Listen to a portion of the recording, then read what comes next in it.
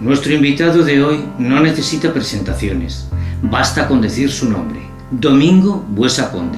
Es para este humilde entrevistador que les habla una de las entrevistas más deseadas. No importa lo que dure, nos sabrá a poco. Con solo mirarte, Domingo es capaz de hacerte sentir importante. En su mirada siempre hay ternura. Domingo acoge, enseña y comparte con todo el mundo, con todo aquel que se quiera acercar. Toda una vida dedicada al estudio, la investigación y la docencia. Es capaz de hacerte viajar 1000 años atrás, contándote la historia de una manera que solo él sabe contar. Tiene ese don. Va desgranando los hechos y los sucedidos de la Jaca medieval con increíble destreza, arropando con datos concretos lugares o nombres hallados en el archivo catedralicio o en el municipal. Pero lo hace de tal manera que con su voz hipnótica te hace viajar. Es como si estuvieras viendo Jaca, aquella Jaca, ciudad real, sus calles, sus palacios o la construcción de la propia catedral de Jaca. Y el relato histórico viene siempre salpicado con datos y anécdotas que Domingo encontró en legajos y pergaminos escondidos en los más recónditos rincones de los archivos. Pero además de eso, Domingo es capaz de ordenar todos los datos en una perfecta sinfonía, aportando con su espíritu crítico las razones, la cordura y los porqués. Buenos días, don Domingo Buesa Conde, y es un honor, todo un honor, recibirle hoy en la ciudadela de Jaca. Bueno, nació usted en las bellas tierras del Serrablo, hijo adoptivo y querido de la ciudad de Jaca, pero si yo le pregunto cuáles son los primeros recuerdos que alberga en los registros de su memoria. Bueno, en primer lugar, me parece un sitio extraordinario para compartir con usted este rato, ¿no? Y realmente, si tenemos que echar la vista atrás, le diría que mis primeros recuerdos son precisamente una fiesta de Santa Orosia, cuando pude ver muy pequeñito la reliquia de Santa Orosia, y es una cosa que me impresionó tan profundamente que estuve, yo creo que estaba años y años sin comer nada de animales que tuvieran patas y que se les viera los huesos, ¿no? Es decir, ese es quizás el recuerdo más antiguo que tengo. Y luego también reiteradamente vuelve a mi memoria aquellas escenas de las grandes nevadas que teníamos antiguamente, que ahora ya pues no son tan fuertes como antes, pero realmente yo creo que esos son los dos momentos, la fiesta de Santa Orosia y los días de nieve. En el transcurso de esa infancia, Domingo, yo no sé cómo desde Sabiñánigo veía Jaca o se acercaba a Jaca o qué conocimiento tenía de Jaca. Yo estaba en Jaca muchísimo tiempo, yo he vivido mucho en Jaca porque mi abuela era una enamorada de Jaca, de la ciudad de Jaca, y por lo tanto yo he tenido desde muy temprano una relación muy intensa con la ciudad de Jaca, donde teníamos grandes amigos de la familia, y recuerdo por ejemplo a Alfonso Borraz, en cuya casa pasábamos muchos ratos, otros Juanito Lacasa, Antonio Villacampa. Es decir, estoy hablando de gentes que eran muy amigos de mi familia y de mis padres, porque mi padre había estudiado en Jaca, mi padre estudió en los franceses de Jaca, y por lo tanto la relación familiar con Jaca ha sido intensa. Yo no le voy a decir que ha sido un accidente el que yo naciera en Sabiñánigo, pero evidentemente yo soy nacido en Sabiñánigo, pero siempre me he sentido muy de Jaca. Bueno, ¿y en qué momento, Domingo, asoma, pues no sé, en su vida la idea de su vocación, de esa tarea de investigación, de profesor de historia?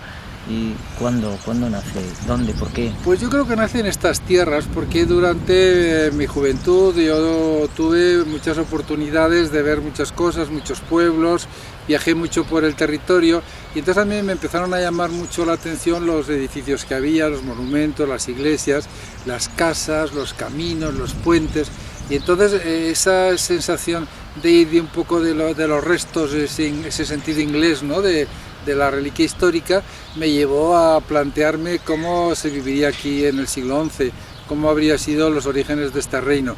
Pero yo creo que si no hubiera nacido aquí y si no hubiera tenido esa intensa vivencia del territorio, nunca habría llegado a estudiar los orígenes de Aragón en el siglo XI. Bueno, no quiero decir, es un dato que está ahí, ¿no? Su poder de convocatoria en la ciudad de Jaca y en todo Aragón, cada vez que hay un evento, un acto, una de sus conferencias, pues la verdad es que se llena, o sea, siempre hay gente que se queda, no cabe un alfiler, pero la historia de nuestra ciudad cuando tan importante es, tan, no sé. Yo creo que, como decía Jiménez Aznar, sin Jaca no se entendería Aragón, y esto es algo que los aragoneses todavía no han asumido del todo. Pero yo le diría con toda rotundidad y desde el conocimiento de muchos años dedicados a la historia, que Jaca es el punto cero de toda nuestra historia.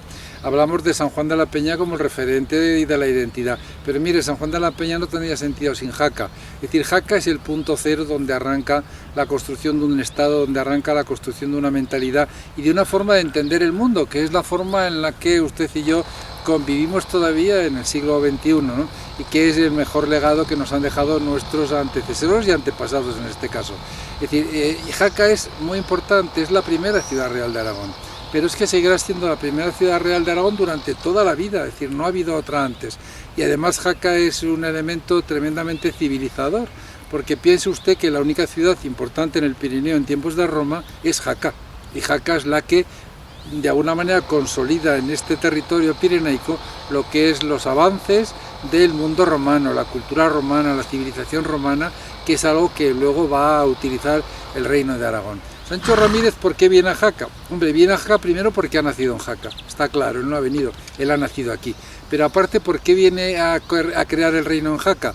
Porque quiere conectarse con esa trayectoria del Imperio Romano, de la legitimidad que da ser los herederos de Roma.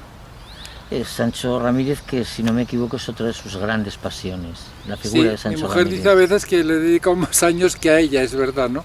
Yo llevo pues muchos años estudiando Sancho Ramírez. Mire, yo empecé a estudiar hace muchos años, el año 72, un verano en Sabiñánigo recuerdo, cogía la Tensina y venía a Jaca todas las mañanas, iba al archivo de la catedral, estaba entonces el canónigo archivero, que bueno, pues yo creo que era don Juan Francisco, me estoy refiriendo a él evidentemente, que era un hombre muy culto, muy conocedor de lo que era la historia de Jaca, y que él y yo manteníamos un cierto debate sobre Santa Orosia. Él mantenía que Santa Orosia era una santa que provenía del mundo de Bohemia, más allá de las fronteras, y yo defendía, y yo creo que hoy día está muy demostrado, que Santa Orosia es una mujer de esta tierra, que de alguna manera construye toda su enorme identidad cultural y todo su enorme valor religioso en este territorio.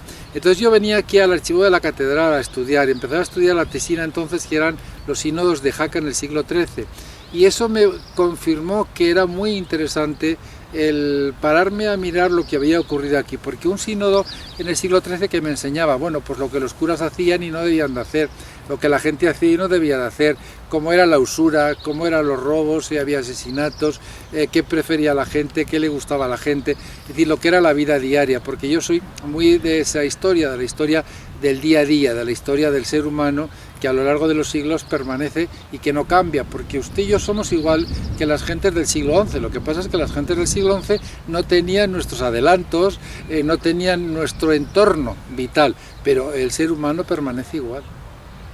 Sabe además contar la historia, sabe acercarla, sabe ponerse, decía, no sé, un poco hablando de las personas, ¿no? El poder entenderlos y el poder meternos en la piel de los habitantes de hace 1000 años. Sí, un historiador que no transmite, que no sabe mostrar a los demás lo que estudia y enseñarlo, no sirve para nada. Es decir, yo creo que la sociedad, en este caso la sociedad española, invierte mucho dinero en las universidades y se espera que luego las gentes que hemos tenido la dicha de pasar por esa universidad podamos revertir a la sociedad en forma de conocimientos, de avances, de desarrollo, de pensamiento, toda esa inversión que ha hecho la sociedad. Por lo tanto, yo creo que el historiador es más que nada un instrumento al servicio de la sociedad. ¿Y para qué? Bueno, para enseñarle de dónde viene, porque si uno no entiende de dónde viene, no sabe a dónde va. Y para enseñarle también otra cosa muy importante, y es que hay una historia personal de todos los seres humanos que se centra en el día de hoy. Hay que aprender a vivir hoy. No se puede ser historiador sin vivir intensamente el hoy, porque ya decía San Agustín, si usted recuerda, que el ayer ya no existe y el mañana no existe, por lo tanto lo único que hay es el hoy. Y ese hoy es el que debemos de intentar arropar, intentar de alguna manera acariciar con esas leyendas, con esa historia, con esa tradición, para que las gentes de alguna manera se sientan partícipes de un mundo, de una sociedad y sientan que en este territorio tienen su lugar. Pero Domingo, detrás de toda esa tarea hay un esfuerzo titánico de tiempo y de investigar y de recorrer archivos y de muchas horas, muchos meses, muchos años. Claro, pero es que si no conocemos no se puede avanzar, eso está claro, ¿no? A mí me asombra mucho en el mundo en que vivimos, dice, no, todo está en Internet, sí, todo estará en Internet, pero usted tendrá que saber primero buscar en Internet, segundo tendrá que saber criticar lo que lee, si es cierto o no es cierto, y después tendrá que saber utilizarlo. Es decir, que yo creo que es fundamental. Mire usted, las sociedades que dan la espalda al estudio y a la investigación son sociedades condenadas a la muerte y al no avanzar. Y eso es lo que está pasando muchas veces, yo creo que en este momento, ¿no? Es decir, hay que estudiar siempre, permanentemente. El ser humano es una máquina que está preparada para aprender diariamente. Y se aprende cuando eres niño, aprendes a vivir y convivir con el mundo que vas descubriendo. Cuando eres mayor empiezas a llenar ese conocimiento de datos que te van a permitir ser un ser social, y al final sigues aprendiendo para acabar de entender todas esas cosas que a lo largo de tu vida se te han planteado. Hoy se estudia poco, hoy se dice no hace falta memorizar. Claro que hace falta memorizar. ¿Usted entiende que un ordenador no tenga memoria?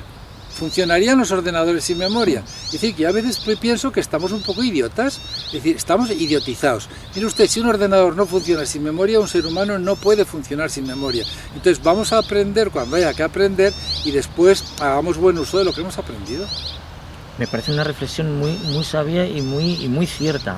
Además, ¿ha tenido usted acceso a los archivos más importantes y más prolíficos de Aragón? En nuestra ciudad, no sé, el archivo del ayuntamiento, el archivo de la catedral. Yo he trabajado con un grupo mío de trabajo, he acabado el archivo del ayuntamiento, estuve trabajando cuando don Ángel Canella se puso a funcionar en él y a ordenarlo. Después Jesús Lizalde y el obispo Beldam me llamaron para que ordenara el archivo diocesano. Hicimos la ordenación de todo el archivo diocesano y luego empezamos con el archivo de la catedral, que en gran parte lo dejamos terminado. Eso han sido, pues yo creo que unos 12 años de trabajo en ratos libres, y entonces eso me ha permitido pues dos cosas. Primero, hacerme una idea global de lo que estamos hablando cuando hablamos de Jaca y de sus montañas, que es la forma y la figura hermosa y bonita histórica, Jaca y sus montañas, o las montañas de Jaca, como decían los documentos medievales. Y luego me ha permitido también el ir apuntándome en los cuadernos, porque yo soy muy archivero, todos los datos que me salían interesantes, transcribía documentos, y tengo pues no le engaño si le digo que tengo más de 100 cuadernos con anotaciones de archivos de esta tierra, y que ahí, bueno, pues muchas veces cuando me piden algún artículo o algo, echo mano de los cuadernos y empiezo a recuperar recuerdos de lo que en aquel momento me llamó la atención. Precisamente cuando yo empecé a organizar los archivos me encontré con un manuscrito hermosísimo que hablaba de una sublevación ocurrida en la Ciudadela, que fíjese usted, 50 años después se ha acabado convirtiendo en una novela. De ello hablaremos a continuación, porque es importante. Bueno, de todos esos cuadernos que ha recuperado con esas notas curiosas, esos datos, descríbame un momento, una noticia, un hallazgo a lo largo de esas investigaciones en los archivos que recuerde especialmente por alguna razón.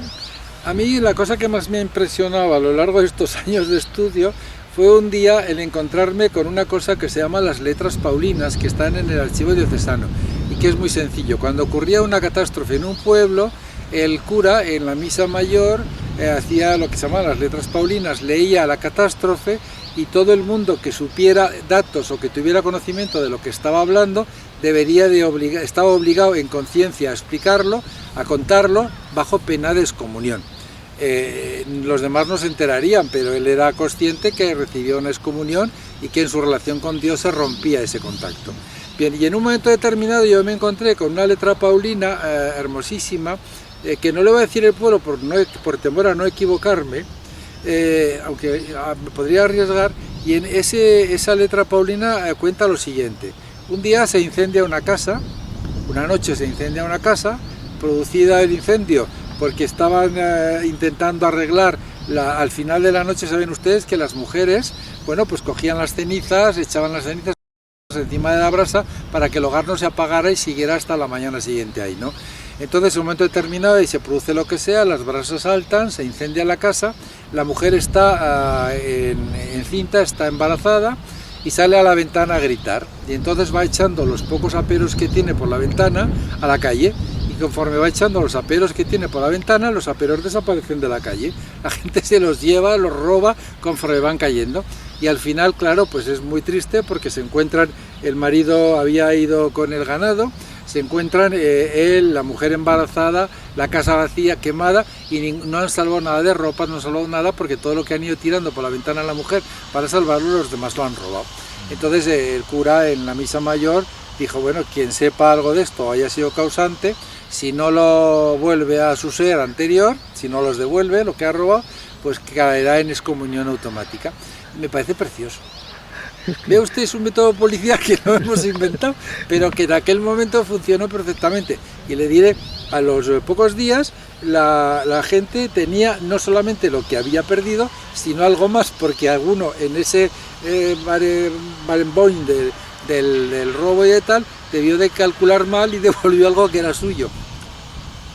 Es historia, es la vida. Bueno, me viene a la cabeza una de las últimas conferencias que dio en el Salón de Ciento del Ayuntamiento de Jaca. Precisamente es un poco sobre los hechos cotidianos de la ciudad de Jaca, del comercio, de sus calles, claro, etcétera. Toda esta información, es decir, en toda esa investigación muchas veces pensamos que la investigación per se, no aburrida, pero que son solamente datos históricos, pero no. Ahí aparecen pues, datos cotidianos, tiendas, nombres, anécdotas. Es la vida. El historiador lo que tiene en las manos y con lo que trabaja es la vida. El vivir de gentes, de hombres y mujeres. Por lo tanto, no puede ser nunca aburrido. En primer lugar, para hacer historia hay que creer en la historia y querer la historia. Es decir, yo soy de los convencidos que cada uno tiene un papel y que hay que buscar ese papel, porque si cada persona la dedicamos a aquello que realmente le interesa y le gusta, tendremos profesionales excepcionales. Eso es donde el buen profesional nace del encuentro de la vocación de trabajo con el interés personal. Entonces, un historiador tiene que ser una persona que le guste lo que está haciendo, pero aparte de eso es un hombre tremendamente vital. Mire, yo me he divertido muchísimo leyendo la hemeroteca del Pirineo Aragonés, o de La Unión, o de otros periódicos de Jaca, ¿no? La Voz de las Montañas. He aprendido mucho leyendo ahí, pero no solamente en los artículos. Los anuncios a mí me parecen preciosos. Cuando llega la primera lavadora Jaca, y cómo hacen la publicidad de la primera lavadora Jaca, y cómo de alguna manera van cambiando los modos de pastel, de la gastronomía. Es decir, todo eso de alguna manera, o por ejemplo la época del final del 19, en la que es muy difícil encontrar gentes que cosan, y entonces se dan primas a las gentes que vayan a las casas a coser. Es decir, todo eso está allí, simplemente hace falta con un poco de mimo, con tiempo y con atención, el ir recuperándolo. Bueno, tengo que dar fe porque en mi caso el maestro Buesa ha sido asesor de algunos de mis espectáculos, como El sueño de Domingo Miral, aquí en la Ciudadela, San Juan de la Peña, con todos esos que datos. Son magníficos, se lo tengo que decir. Sí, no, pero que son Yo datos no he disfrutado nunca tanto como viendo a usted explicar la Ciudadela, pero disfruté enormemente viéndolo hacer de maestre desde el balcón de la sede de los maestres de la Ciudadela. Me pareció realmente un momento de esos que dices, voy a ver si el reloj ha desaparecido porque me he ido al siglo XVII. Es decir, y eso yo creo que hay que agradecérselo también, ¿no? Pues eso también lleva a la gente a la historia, acerca la historia a la gente. Pues yo sí que estoy agradecido porque el modo, la manera, las noticias, la información que me has aportado, la verdad es que ha sido muy valiosa y parte muy importante del éxito de esas funciones. Domingo, al frente también de, entre otras muchísimas iniciativas, de esos cursos de románico cada año, que al estar en Jaca, hablar de la cuna del románico, hablar de la catedral, pero reinventarlos cada año con temáticas y vertientes increíbles y con el éxito que están teniendo. Yo soy un enamorado de esta tierra y de las gentes de esta tierra, porque no hay que olvidar. Y una de las personas a las que siempre he profesado un enorme respeto a Domingo Miral. Entonces yo creo que la obra de Domingo Miral de los cursos de verano de la Universidad de Jaca es realmente un salto hacia la modernidad. En los inicios del siglo XX aquello supuso abrir las fronteras de este país a muchas cosas. Es decir, Jaca se convirtió en una ciudad abierta a Europa que no hacía más que transcribir lo que Sancho Ramírez había hecho. Nosotros somos gente, las de estas tierras de las montañas de Jaca, que hay que reconocer que vivimos quizás mucho más mirando al otro lado de los Pirineos que a la llanura del Ebro, y esto no hay que confesarlo. Yo mismo le tendría que decir que yo estuve cientos de veces antes en Francia que bajé a Zaragoza. Es decir, que esa vinculación nuestra con el territorio es importante. Y Domingo Miral abrió Jaca al exterior, al extranjero, al conocimiento, y yo creo que hay que colaborar en que eso siga vivo. La ciudad de Jaca debe de seguir considerándose pionera en este país de los cursos de verano y debe seguir manteniéndolos. Y por eso yo pongo mi pequeño granito de arena. Yo me planteo, bueno, ¿qué es lo que querría yo transmitir a las gentes que vengan? Pues sencillamente enseñarles cómo se vivió en el pasado en este territorio, en esta cultura románica que hemos vivido durante siglos, y nacieron los cursos de románico y espiritualidad, que al final se han convertido en un recorrido por todos los reyes. Este año llegamos a Sancho Ramírez, hemos estudiado ya condes, hemos estudiado a Sancho el Mayor, a Ramiro I, este año entramos en Sancho Ramírez, y yo espero seguir, si Dios me da salud y tiempo, y la gente sigue confiando en mí. Bueno, pues yo estoy muy satisfecho, y le puedo decir que es una pequeña vanidad que ya nos debemos de permitir cuando somos mayores, pues una vanidad como esta, saber que el curso en este año, un curso que tenemos unas 30 plazas máximo, estamos sobrepasando los 70 de inscritos. Y yo les dije, bueno, el director Ignacio Peiró, la vicerrectora Yolanda Polo, que entienden muy bien este proceso, pues me ayudan y me apoyan en este campo. Vamos a entrar a todo el mundo y nos vamos a darlo en el Instituto Domingo Miral, donde yo estuve dando clases y donde tengo un gran recuerdo. Y le voy a contar una anécdota tremenda. El hijo de Sacrita Muñoz, en un momento determinado, llegó a casa. Yo había llegado a Jaca, aprobé la oposición, y a finales de octubre me mandaron a Jaca. Sí. Saqué la plaza de Jaca. Bueno, entonces, como estábamos muy poquitos funcionarios numerarios, me hicieron jefe de estudios enseguida, y yo me tocó inaugurar un curso, ir ahí con los alumnos. Y entonces el hijo de Sacrita Muñoz llegó a casa y dijo, oye, he conocido al dueño del instituto. Y se quedaron todos como muy parados. ¿El dueño del instituto? Dice, sí, ha venido Domingo Miral. Era yo, no, pero el hombre, el chico, vio Domingo, le sonó en la puerta, pone Domingo Miral, pues este es el dueño del instituto. Entonces yo le tengo un gran respeto a don Domingo Miral, le tengo una gran admiración, y creo que hay que contribuir a lo que él hizo. La verdad es que, bueno, pues una Jaca yo también la descubrí en aquel espectáculo, porque pues la Jaca de los años 30, 40, 50, que es pues muy diferente a lo que es ahora, pero también apasionante. Domingo, aunque sea de puntillas, pasemos por los temas de tergiversación histórica, que sobre todo nos afectan a la historia de Aragón. Bueno, estamos viviendo un tiempo en el que me va a permitir que no sea ortodoxo, esto lo permite la edad. Es que yo creo que hay mucho idiota suelto, y se lo digo con toda precisión. La palabra idiota, como decía Camilo José Cela, es una palabra llena de dignidad en el diccionario, ¿no? Hay muchas gentes que no entienden que el historiador debe ser objetivo. Es el único valor que se le exige al historiador, objetividad.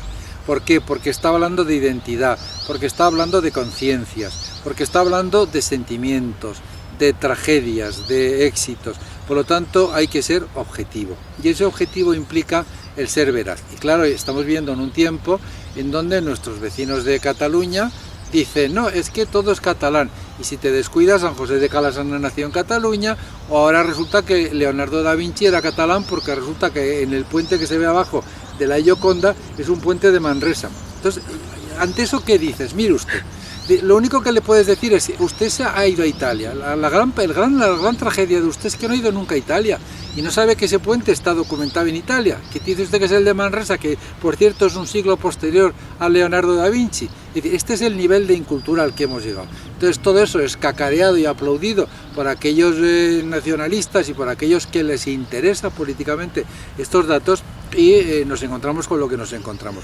Pero no es nuevo, no es nuevo. Porque en la Edad Media los castellanos tuvieron mucho interés en hundirnos en la dinastía, y entonces Castilla y los cronistas castellanos inventaron aquello de que Ramiro I era pues muy malo, el bastardo de todos, el ilegal de todos. Hombre, era un hijo natural, pero claro, también hay que decirle, a la gente que dice, es que es un hijo natural, claro, pero es que no se han dado cuenta que jurídicamente en la Europa de aquel momento el concepto de hijo natural es un concepto que utilizan las monarquías cuando no hay sucesión. Es un problema de incultura. A veces todo se sustenta con el conocimiento. Mire, yo creo que en este país, más que discutir con toda esta gente que llega a decir tonterías, bueno, creo que el primer hombre de Neandertal era catalán, pues sí.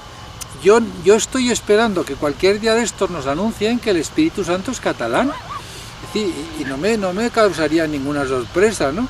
Pero claro, de pronto te encuentras con todas estas gentes y dices, mire, el problema es que en este país deberíamos de tener un presupuesto importante para que a todos nuestros alumnos los mandáramos a estudiar fuera. Vieran mundo, recorrieran el mundo, conocieran el mundo. Y cuando vuelvan, seguro que no dicen las tonterías que dicen algunos.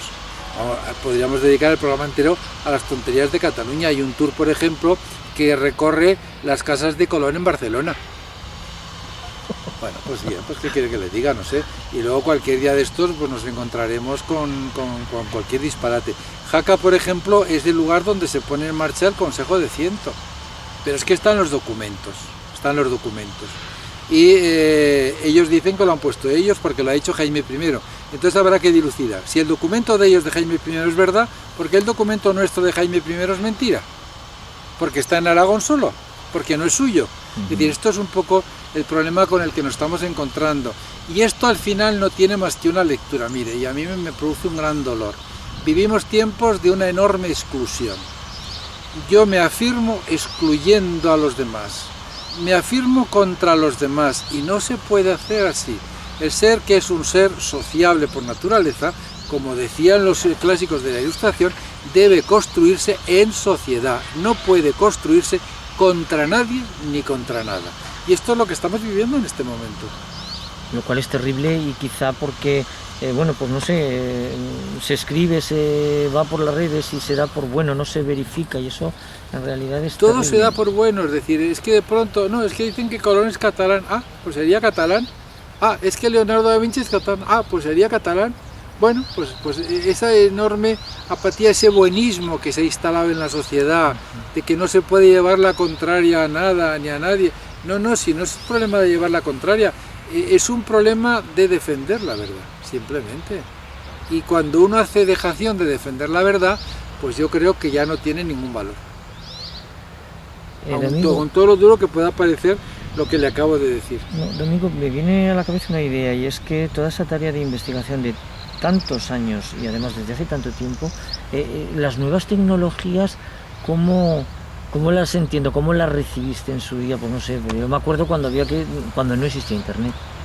Yo soy un gran defensor de las nuevas tecnologías, porque yo creo que ha facilitado mucho el trabajo. Aunque nada más fuera, yo recuerdo cuando escribí la primera historia de Jaca en un cuaderno, que escribías en el cuaderno y luego decías, esto lo debo poner, y volvías atrás y le pegabas una hoja, y luego agarrabas una hoja, y el cuaderno acababa siendo un cuaderno infumable, todo lleno de anotaciones cuando lo pasabas a máquina, ¿no? Eso hoy día el ordenador te lo facilita, tú entras en cualquier sistema operativo, en cualquier Word, y entonces puedes escribir, corregir, introducir, cambiar, te va cambiando las notas solas. Es un gran adelanto que te quita mucho tiempo de lo que es propiamente la mecánica del trabajo. Y luego hay ya sistemas en donde las gentes que nos dedicamos a la investigación, pues portales concretos de investigación o las tesis doctorales volcadas ya en red, que tú puedes acceder a las tesis doctorales y las puedes ir leyendo en la tranquilidad de tu casa. Yo creo que los grandes avances vienen bien, no podemos echar la vista atrás ni ocultar el avance. Otra cosa es que ese avance se utilice mal, otra cosa es cuando llega un alumno y entra y te entrega un trabajo y entonces empiezas a descubrir todos los errores que has leído en la Wikipedia o en lo que sea, copiados sin más, porque no han hecho más que cortan y pegan. Entonces, claro, ese personaje primero tiene para mí un elemento muy claro, es decir, aprobará o no aprobará, pero tiene una intención de engañar. Y no puede ser un buen historiador quien parta con una intención de engañar. Sabia reflexión. Bueno, esta misma semana será la festividad de la patrona de Jaca, de Santa Orosia, a la cual también se ha dedicado muchos esfuerzos y mucho estudio. Y no sé, es una santa con una magia especial. Mire, yo para mí Santa Rosa es la primera. Es decir, yo en este para caso mí igual. le voy a decir como Buñuel que decía a la Virgen del Pilar, a mí que no me la toquen, pues exactamente, a Santa Rosa que no me la toquen. Para mí igual. Sí, y la llevo en la cartera y en todo, y en casa la tengo. Es decir, para mí es una santa de referencia.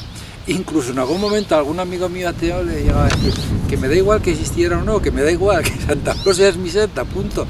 No vamos a entrar en esa discusión.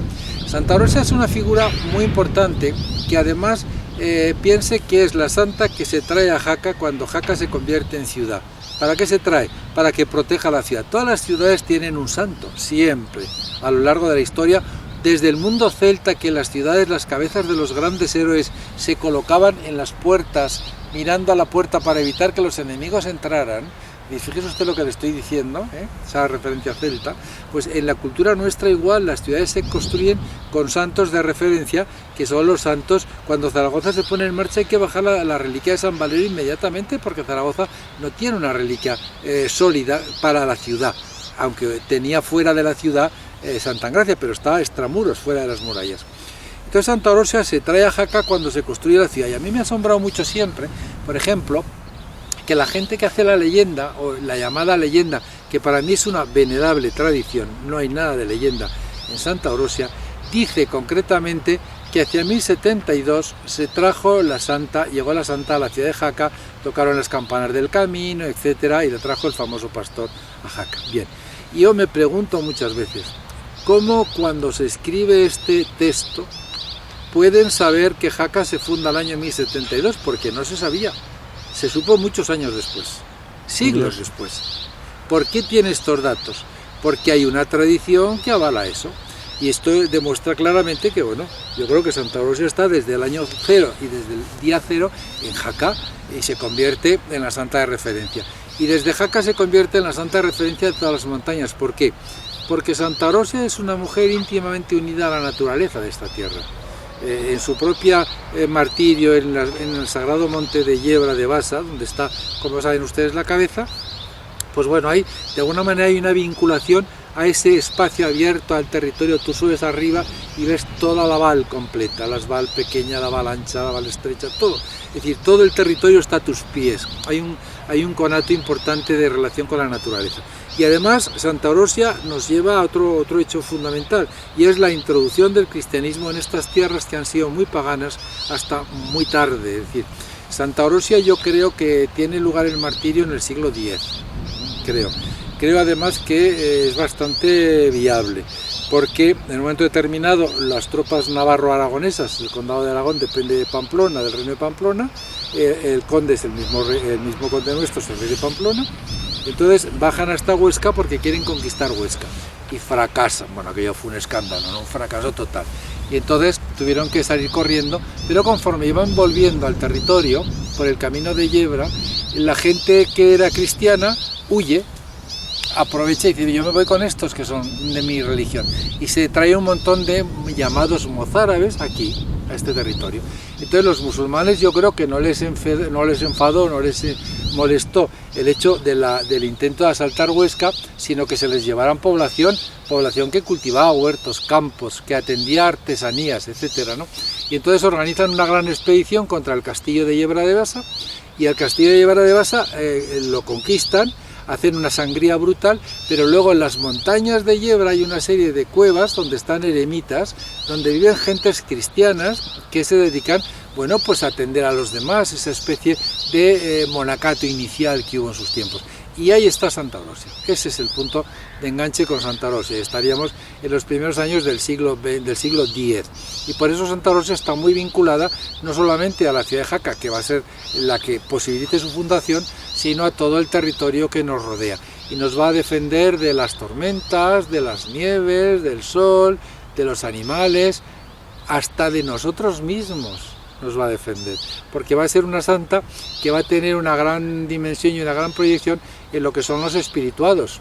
Estamos en tierra de brujas, en tierra de posesiones, pero sobre todo estamos en tierra donde la propia vinculación con la dureza de la montaña lleva a que las mentes a veces se van.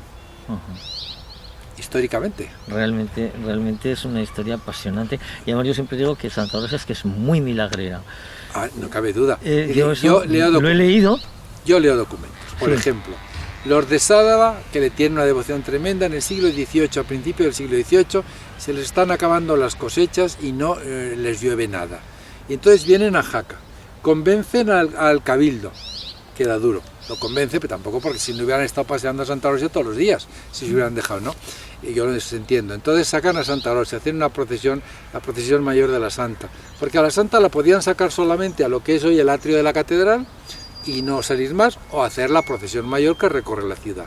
Normalmente cuando hay tormenta la sacan al atrio solo, nada más, ¿no? Y al atrio de la catedral, la lonja mayor. Y cuando ya la cosa empieza a ser seria, recorre la ciudad. Bien, entonces los de Sádaba logran que salga de la ciudad y llega un correo de Sádaba diciendo ya podéis volver, tal día, tal hora empezó a llover, que es justo el día y la hora en que salía en Jaca la Santa. Ostras. Estamos a mucha distancia, Increíble, pues, con gentes muy diferentes. Es que no son estos los que dicen, no, está lloviendo en Sádaba. No, estos están aquí. Y los de Sádaba no ven lo que están haciendo aquí. Entonces, hay casos a lo largo de la historia de la Santa que son curiosos. Curiosos, muy curiosos. La verdad es que todos los lugares tienen una especial magia. Decía usted antes la magia de Santa Rosa. Y esa magia que padece la Santa y la devoción de la Santa, que es universal, porque está en América, está en Italia. En Italia es tremendo las fiestas de Santa Rosa en el norte de Italia. Está en muchos sitios la Santa. En Madrid, por ejemplo, la corte, por ejemplo, tenía gran devoción en la época de Felipe IV a la Santa. Pero esa magia del lugar es tremendo, porque cada ser humano tiene su lugar. Yo creo que esto es una cuestión. Plantéese usted, por ejemplo, y le va a hacer solamente. Laín Entralgo tiene un libro que se llama El hombre y su lugar, que me parece. Laín Entralgo tuvo la desgracia de nacer en Teruel, es decir, en Aragón. Si hubiera nacido en otro sitio sería referencia mundial, pero el pobre nació en Aragón. Bueno, pues Laín Entralgo tiene un libro magnífico que se llama El hombre y su lugar, en el que hace la siguiente pregunta. ¿Usted entendería a Santa Teresa de Jesús en un valle, por ejemplo, como el Valle de Tena? ¿Podríamos meter a Don Quijote en un valle como el Valle de Roncal? No los podríamos meter, porque hay diferentes espacios y diferentes formas de vivir la naturaleza.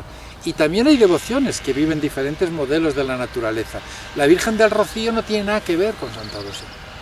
No tiene nada que ver, ¿por qué? Porque son espacios diferentes, lugares diferentes y formas de entender el mundo muy diferentes. Domingo, parece que vemos ya el túnel de salida, que salimos de este año y pico, casi 2 años terrible de la pandemia, del COVID.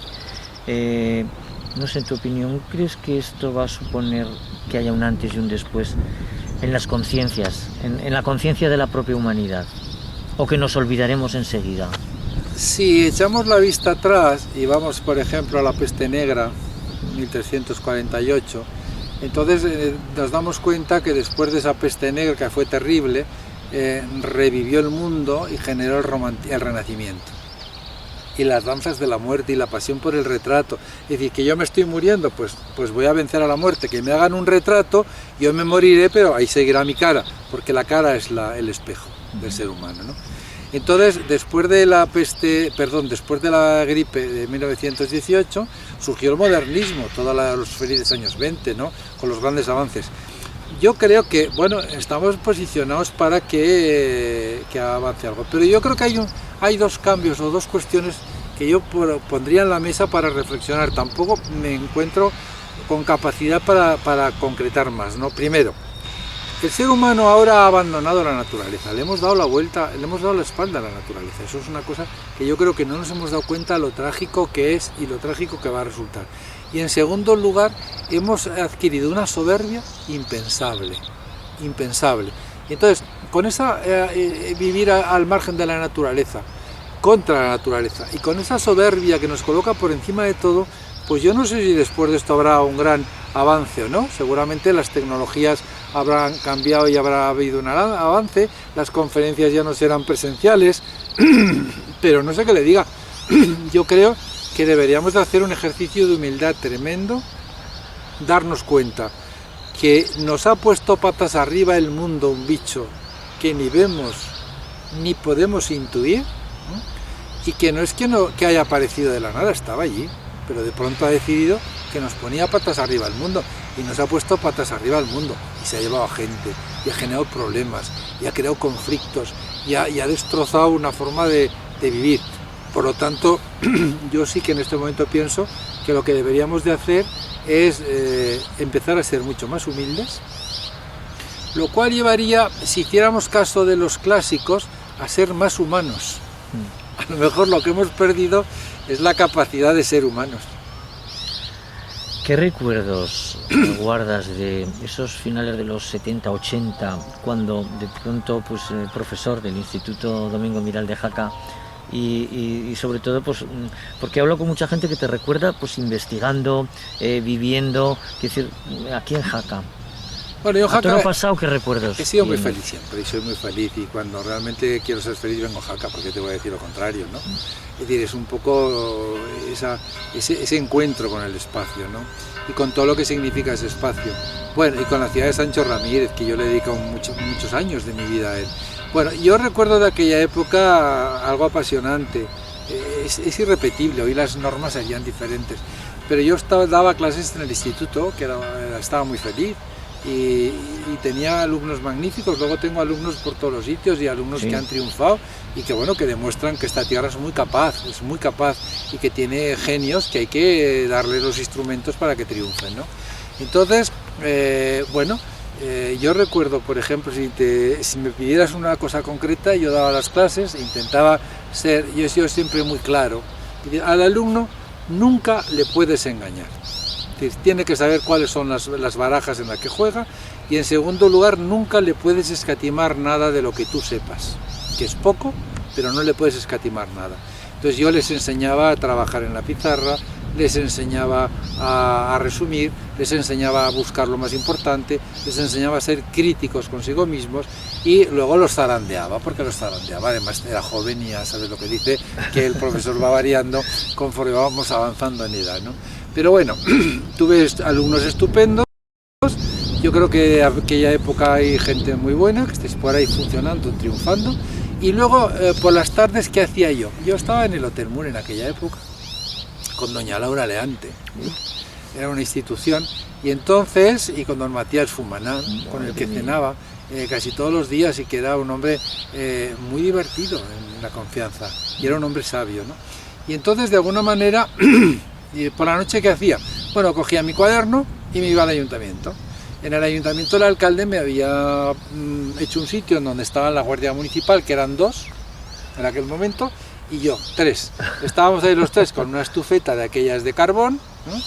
Y ya me sacaba los documentos allí, los miraba, los leía, y entonces se produjo una situación, claro, 1 año y medio largo en esta tarea, se produjo una situación de simbiosis. Entonces, a mí me contaban lo que pasaba en la ciudad, pues ha ocurrido tal, ha habido tal asesinato, ha habido tal no sé qué, o han robo, no sé qué, o se ha caído tal pared, y yo les contaba lo importante que iba descubriendo. Yo recuerdo, había uno que se llamaba Nazario, que me decía, léamelo, pero entero, léamelo entero, no me lo resuma, entero, lo quiero entero. Entonces se produjo esa vinculación en que yo mismo estaba, ¿cómo te diría yo?, probando, haciendo las prácticas de esa historia en aquel rincón que estábamos ahí, donde ahora está, creo que el espacio donde se recibe a la gente en el ayuntamiento, ¿no? Esa fue la época de Jaca en la que yo pude aprender mucho, aprendí muchísimo, y donde además, disfruté mucho, disfruté profundamente, como digo a veces, del día y de la noche. Cuando me miran como diciendo de la noche, digo sí, porque me la pasaba con la policía municipal de entonces, leyendo documentos. La verdad que apasionante. Domingo, ¿en qué momento se produce ese salto después de la investigación de los libros históricos, que son algunos incunables para la historia de Jaca que llevan tu firma, pero cuándo decides saltar a la novela? Ha sido muy reciente, porque yo he pasado muchos años de mi vida diciendo, bueno, me falta ese complemento de la novela. La novela, tú lo conoces bien, este campo, ¿no? La novela te permite poner sentimientos a la gente, acercar más al lector el suceso que estás narrando. Y entonces, claro, yo decía, a mí me falta esto, yo necesitaría esto, pero no me atrevía, me daba horror ponerme en un folio. Y entonces un hombre de esta tierra, de Bagüés, que es editor, Javier Lafuente, vino durante 2 años seguidos a la salida del curso mío de Jaca, un día a otro me lo encontraba allí. ¿Cuándo me va usted a escribir una novela histórica sobre Jaca y los orígenes de Jaca? Y yo le decía, yo es que no sé escribir novela. Él creía que le estaba tomando el pelo. Y así ya el tercer año, cuando ya lo vi, dije, bueno, esto se va a convertir, ya era un cachondeo, ¿no? Ya ha venido de la novela, decían muchos alumnos que repetían, ¿no? Entonces le dije, bueno, yo me voy a poner a escribir una novela, pero solamente voy a ponerte una condición, si me sale bien te la daré y si no, no. Y te la voy a escribir no sobre el siglo XI, ahora haré una del siglo XI, luego podemos hablar si quieres, te la haré sobre un suceso de la Ciudadela muy bonito que acontece en el siglo XVII y que me parece magnífico. Bueno, entonces me dijo, de lo que quieras, no tengo ninguna pega. Me puse a escribir aquel verano y al acabar el verano tenía escrita la novela. Lo único que descubrí cuando escribí la novela es que de la idea que yo tenía al principio de las cosas que iban a hacer los personajes, hicieron lo que les dio la gana. Porque cuando te pones a escribir una novela, los personajes te llevan. Y de pronto dices, no, que no tenemos que ir por aquí, hay que volver a conducir otra vez, ¿no? Pero los personajes tienen mucha fuerza. Y por ejemplo, Arturo, que es el protagonista de esta historia, que vive aquí donde estamos nosotros. Describiendo, dando nombre a todo. Viviendo Jaca por aquí, paseando con el cura del Árrede por aquí, hablando de las peras del Árrede, ¿no? Las peras famosas del Árrede. Pues este personaje es de tal fuerza que al final acaba pudiéndote, acaba dominándote. La verdad es que fue absolutamente increíble. Para mí fue un momento impresionante. Yo era feliz totalmente escribiendo la novela, feliz totalmente. Y te diré que, bueno, eso cuando acabé la novela dije, bueno, ¿y ahora qué vas a hacer? El señor Buesa lo habrá que hacer, ¿no?, con la novela. Y entonces dije, bueno, voy a meterme en una novela, otra sublevación que tenía de Zaragoza, que había estudiado, que era donde estaba Pignatelli, que yo le tengo también gran afecto a Pignatelli y a Goya, y salió la segunda novela, que es la de Arderá la tarde que ardió Zaragoza. Y en estas viene la pandemia, y con todo este problema me planteo una cosa muy concreta, es decir, esto cómo lo estamos viendo en la ciudad, es decir, lo estamos viendo como un auténtico drama. Pero a lo largo de la historia también ha habido en ámbitos rurales dramas sin problemas médicos y abiertos, por ejemplo la guerra civil. Y entonces hago la famosa El cura y la maestra, que bueno, ha sido un arrollador el éxito de ese librito, que es el que felicita la Navidad a la Diputación de Huesca, el Instituto de Estudios Alto Aragoneses, y en el cual me planteo sencillamente lo que te decía antes: no podemos construir un mundo de exclusión. Es un cura que está perseguido por los republicanos y es una maestra que está perseguido por los falangistas. Y entonces los dos, de alguna manera, desde la mayoría de edad y del sentido común, construyen un mundo en el que los dos se apoyan sin abandonar ninguno de los dos sus criterios, sus principios, su forma de pensar e incluso su forma de ser religiosa, porque la maestra no comparte la religión del cura, pero los dos trabajan conjuntamente ¿para qué? Para enfrentarse a la exclusión, porque la exclusión no es más que la barbarie, para enfrentarse a la barbarie. Y ese es el éxito de ese libro, en que la gente de alguna manera lo leen los de un lado y los leen los de otro lado, y cuando acaban al final les digo, bueno, y ahora que me dices, no te puedo decir nada, simplemente que es un episodio que no debemos de repetir. Pues ese es el mensaje. Bueno, y me comentas que ahora estás trabajando o preproduciendo una novela del siglo XI. Bueno, ahora acabo de terminar, para ser exactos, una novela sobre Goya a los 29 años que vivía en Zaragoza. Me la pidieron y bueno, me pareció importante, ¿no?, acometer esa visión del Goya. Pero realmente hice una cesura, un descanso en la novela de la construcción de la Catedral de Jaca. La terminé este verano porque la llevo muy avanzada, en donde narro todos los enfrentamientos entre los miembros de la familia real, el obispo, su hermana la condesa, su hermano el rey, los nobles de uno, los nobles de otro y los nobles del de más allá, de tal manera que entre todos enfrentados, ahora te paro la obra, ahora no me puedes parar la obra, y la Catedral de Jaca se va dilatando en el tiempo y los artistas van y vienen porque aquí estamos en guerras familiares, ¿no? Esas guerras familiares me parecieron un tema muy de novela, un tema muy bonito para intentar ahondar en los sentimientos que producen el drama del enfrentamiento de los hermanos, porque es un enfrentamiento de los tres hermanos, ¿no? Y de alguna manera es lo que al final será pues ese reconstruir cómo, por qué, cuándo y quiénes levantaron la catedral de Jaca. Nada más y nada menos. Domingo, yo no sé si tienes alguna costumbre o manía, o si escribes de puño y letra o con el teclado de un ordenador o a una hora determinada. Yo escribo con el ordenador, porque las notas las suelo tomar todas en un cuaderno, siempre. Cada novela tiene un cuaderno donde anoto las cosas, busco datos, voy reflexionando. Y al final a veces es tan difícil leerme mi propia letra, es decir, que cada vez se va empequeñeciendo. Y es tan difícil leerme mi propia letra que he decidido ya trabajar con el ordenador, porque entonces sí que tengo asegurado que lo voy a leer, ¿no? Porque el otro es un auténtico enigma paleográfico. Y la única cuestión que te diría, yo trabajo por la noche. Yo cuando todo el mundo se ha ido a la cama, los teléfonos no funcionan, no llama a nadie, más que si fuera una emergencia, ¿no? Pero ya te dejan en paz todo el mundo y tu familia, los demás, todos, hasta tú mismo yo creo, que te dejas en paz, pues entonces me pongo a escribir y escribo por la noche. Y hay veces que me acuesto muy tarde. Tampoco me importa levantarme pronto, ¿no? En eso, cuando puedo dormir duermo y si no me levanto pronto, porque eso yo sigo la pauta de mi abuelo: si sabes trasnochar, debes saber madrugar. Pues, muy de esta tierra, por cierto. Efectivamente. Bueno, ya para concluir, Domingo, me gustaría, es una pregunta que añadimos al formulario de estas entrevistas desde Diálogos desde la Fortaleza, y es que me dejes una reflexión, un mensaje, algo que una vez que tú lo digas, pues será encriptado, escondido en un pendrive, no, porque me imagino que ya estará muy obsoleto, pero será escuchado por las gentes de dentro de 300 años. Pongámonos en el año 2321. ¿Qué les dirías? Yo les diría que estamos intentando, por lo menos, salvar todo ese enorme legado que nos dejaron nuestros antepasados, que es una forma de entender el mundo, de vivir el mundo y de vivir en sociedad, para que ellos el día de mañana puedan seguir disfrutándolo y puedan seguir construyendo un mundo desde el encuentro, desde el afecto y desde el entendimiento, porque somos parte de una cultura que siempre lo ha tenido muy claro. Es decir, aquí la gente a veces dice: no, en las casas, en los pueblos hay espacios y somos muy individualistas porque dejamos un callejón en medio, ese callejón entre casa y casa. Sí, yo te lo tengo que reconocer, pero lo que no te has dado cuenta es que en un lugar donde nieva tanto sería idiota no dejar ese callejón para salvar y para de alguna manera dar identidad, ¿no? Incluso para moverte, ¿no?